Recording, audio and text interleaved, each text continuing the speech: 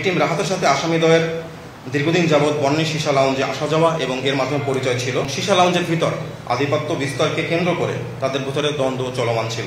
পূর্ব শত্রুতার জের ধরে ভিকটিম রাহাতকে হত্যা করা হয়েছে বলে আসামিদ্বয় প্রাথমিক জিজ্ঞাসাবাদে স্বীকারোক্তি প্রদান করেন। রাহাতের সাথে মুন্না এবং হামজার গত 2 মাস আগে পরিচয় হয় এবং মুন্না এবং হামজা হচ্ছে বেসিক্যালি একটু বখাটের ধরনের, তারা বেকার যুবক। তো তারা নিয়মিত সীসা লাউঞ্জে যেত এবং রাহাতকে তারা বড় ভাই বলে সম্বোধন করত।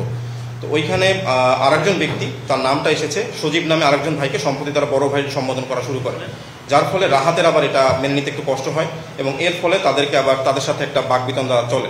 তো ঘটনার দিন যেটা হয়েছে, তারা সবাই সীসা গ্রহণের জন্য গিয়েছিল, সীসা লাউঞ্জে সীসা গ্রহণের জন্য গিয়েছিল এবং মুন্না এবং হামজার বাসা হচ্ছে মোহাম্মদপুরে, তারা ওখান থেকে এখানে আসতো।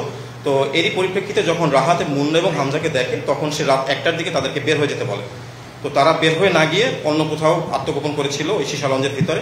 তো এরপরে যখন রাহাত 4টা বা তারও পরে যখন নেমে আসে সিঁড়ি দিয়ে, তখন তাদের তর্কাতর্কি এবং এই ঘটনাটা সংঘটিত হয়। যদি আপনারা ফুটেজটা চিন্তা করেন, ফুটেজটাতে একজন লাঠি দিয়ে বাড়ি মারে, তার নামটা এখন আমরা জানতে পারিনি, তাকে আমরা খুঁজতেছি। আর একজন হচ্ছে যে স্ট্যাবিং করে কি দিয়ে, মানে আপনার চাকু দিয়ে। সো এ হচ্ছে মেনলি হচ্ছে মুন্না।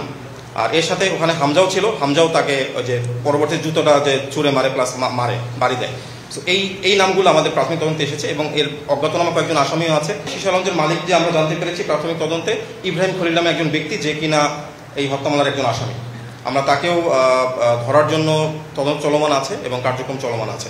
তো তাকে যদি ধরা যায়, হয়তো প্রাথমিক জিজ্ঞাসাবাদে আরও কিছু তথ্য পাওয়া যাবে ইনশাল্লাহ। হামজার দেওয়া তথ্যের ভিত্তিতে আসামি মুন্নাকেও কুমিল্লা জেলার বরুড়া থানাধীন গামুরুয়া এলাকা হতে গ্রেপ্তার করা হয়। উল্লেখ্য যে বর্ণিত হত্যা মামলা রুজু হওয়ার পর অতি দ্রুততার সাথে উক্ত ঘটনার সাথে প্রত্যক্ষভাবে জড়িত আসামি মুন্না এবং হামজাকে গ্রেপ্তার করতে সক্ষম হয় র্যাপিড অ্যাকশন ব্যাটালিয়ন র্যাব 1। গ্রেপ্তারকৃত আসামিদ্বয়কে জিজ্ঞাসাবাদ এবং তাদের দেওয়া তথ্যের ভিত্তিতে র্যাব 1-এর আভিযানিক দল পুনরায় অভিযান পরিচালনা করে 16ই অগাস্ট 2025 আনুমানিক রাত 1:01 সময় ডিএমপি ঢাকার মোহাম্মদপুর থানাধীন রাজিয়া সুলতানা রোড এলাকা হতে বর্ণিত হত্যাকাণ্ডে ব্যবহৃত একটি সুইস গিয়ার চাকু উদ্ধার করে। গ্রেপ্তারকৃত আসামি মুন্না এবং হামজাকে সুস্থ অবস্থায় পরবর্তী আইনগত ব্যবস্থা গ্রহণের নিমিত্তে ডিএমপি ঢাকার বনানী থানার অফিসার ইনচার্জের নিকট হস্তান্তর করা হবে।